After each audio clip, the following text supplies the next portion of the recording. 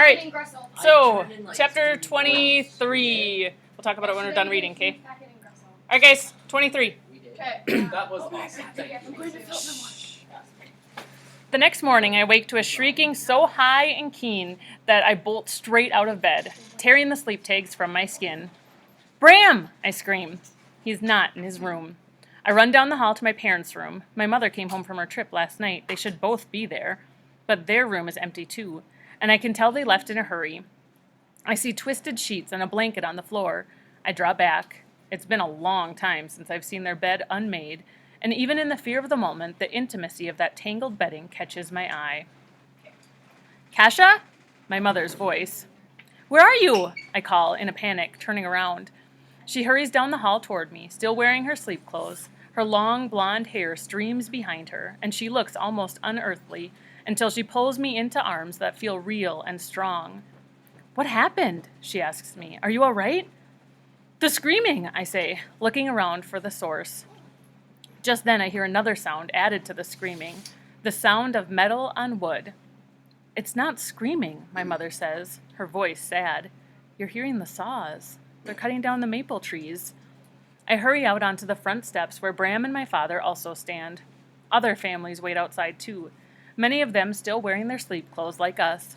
This is another intimacy so shocking and unusual that I am taken aback. I can't think of another time when I've seen any of my neighbors dressed like this. Or maybe I can. The time when Patrick Markham went out and walked up and down the street in his sleep clothes after his son died, and Xander's father found him and brought him home. The saw bites into the trunk of our maple tree, slices through so fast and clean that at first I think nothing happened except the scream. The tree seems fine for a brief moment, but it is dead as it stands. Then it falls. Why? I ask my mother. When she doesn't answer right away, my father puts his arm around her and tells me, the maple trees have become too much of a problem. The leaves get too messy in the fall. They're not growing uniformly. For example, ours grew too big, M's too small, and some of them have diseases, so they all need to be chopped down. I look at our tree, at its leaves still reaching for the sun, still working to turn light into food. They don't know they're dead yet. Our yard looks like a different place without the tree standing tall in front of our house. Things seem smaller. I look over at M's house. Her yard, on the other hand, doesn't look much different now that their sad little tree is gone. The one that never quite grew. It was never much more than a stick stalk of a tree with a little burst of leaves on the top. It's not as bad for M, I say. Her tree isn't as much of a loss. It's sad for all of us, my mother says fiercely. Why would her mom care more about this? What's her job? She works with plants, right? So to her, cutting down the trees is a bigger deal. What's the reason for cutting them all down? They weren't perfect. They weren't uniform growing. They were too smaller. Yeah. Just a nuisance in the entire Yep. society. And her tree was bigger than M's tree, right? So it's not fair. So here we go back to that fairness. It's why they all die at 80, right? To keep it fair. Is it possible to make everything in life fair? No, things happen, right? Last night, when I couldn't sleep, I crouched down near the wall to listen to her talk with my father. They spoke so softly that I couldn't make out any of the words, but she sounded tired and sad.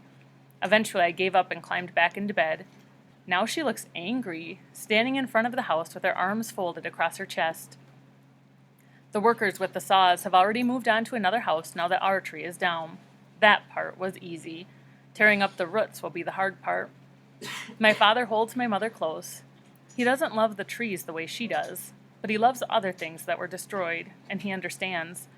My mother loves the plants, my father loves the history of things. They love each other, and I love them both. It isn't only myself and Kai and Xander I'll hurt if I commit an infraction. It's all these other people I love. It's a warning, my mother says, almost to herself.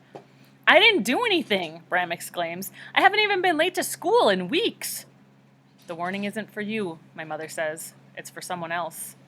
My father puts his hands on my mother's shoulders, and it is as though they are alone, the way he looks at her.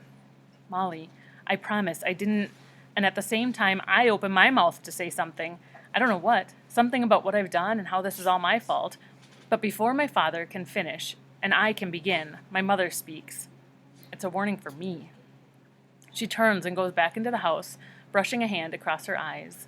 As I watch her go, the guilt slices quick through me like the cuts in the tree. I don't think the warning is for my mother. So isn't it funny that the mom says it's a warning, and every single person in their family thinks it's a warning for them? Have you ever been those with siblings? What? Have you ever been in the situation where your parent is mad, and you're not quite sure yet what they're mad about? Yeah. And in your head, you're like, okay, I did this, this, and this. What do they know about?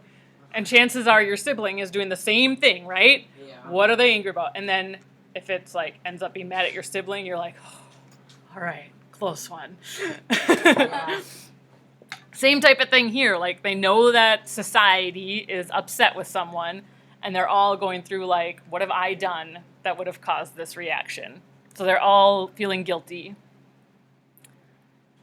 If the officials truly can see my dreams, they should be happy with what I dreamt last night. I burned the last of Kai's story in the incinerator, but afterward I kept thinking about what it showed, what it told me. The sun was red and low in the sky when the officials came to get him. So then, when I dreamed, I saw scene after scene of Kai surrounded by officials in their white uniforms with the red sky behind him, a glimpse of sun waiting on the horizon. Whether it was rising or setting, I could not tell. I had no sense of direction in the dream.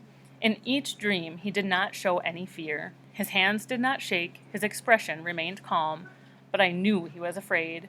And when the red light of the sun hit his face, it looked like blood. I do not want to see this scene played out in real life, but I have to know more. How did he escape last time? What happened? The two desires struggle within me, the desire to be safe and the desire to know. I cannot tell which one will win. My mother hardly speaks as we ride the train to the Arboretum together. She looks over at me and smiles now and then, but I can tell she's deep in thought. When I ask her questions about her trip, she answers carefully, and I finally stop. Kai rides the same air train we do, and he and I walk together toward the hill.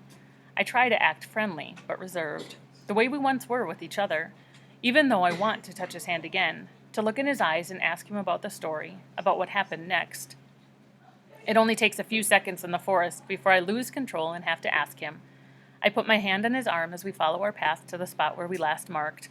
When I touch him, he smiles at me, and it warms my heart and makes it hard to take my hand away, to let go. I don't know if I can do this, despite wanting him to be safe even more than I want him. Kai, an official contacted me yesterday. She knows about us. They know about us. Kai nods.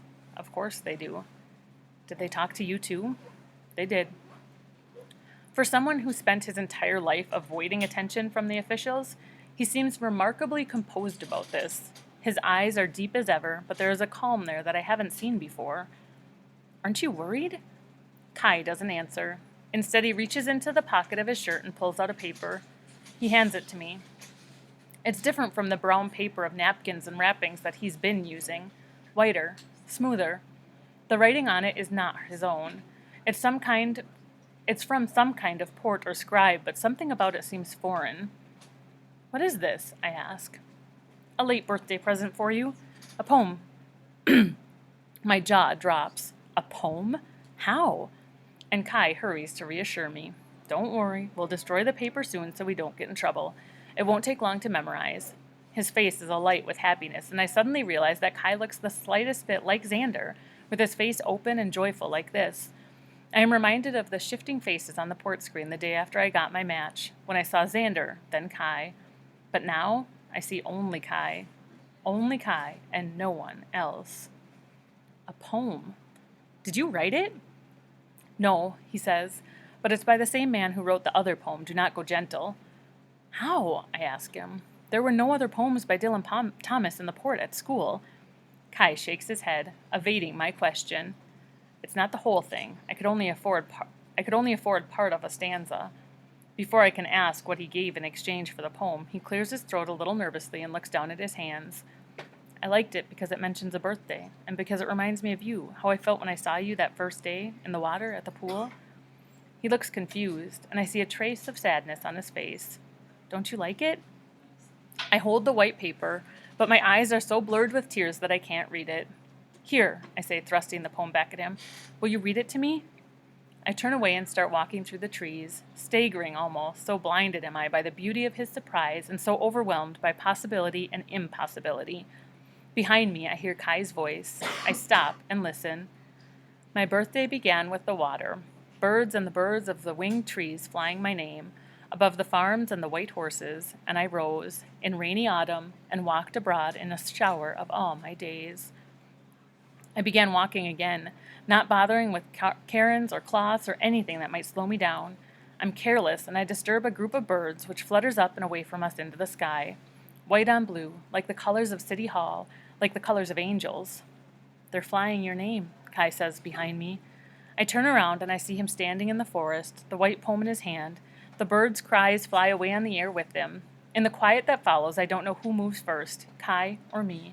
But soon there we are, standing close but not touching, breathing in but not kissing. Kai leans toward me, his eyes holding mine, near enough that I can hear the slight crackle of the poem as he moves. I close my eyes as his lips touch warm on my cheek. I think of the cottonwood seeds brushing against me that day on the air train, soft, light, and full of promise.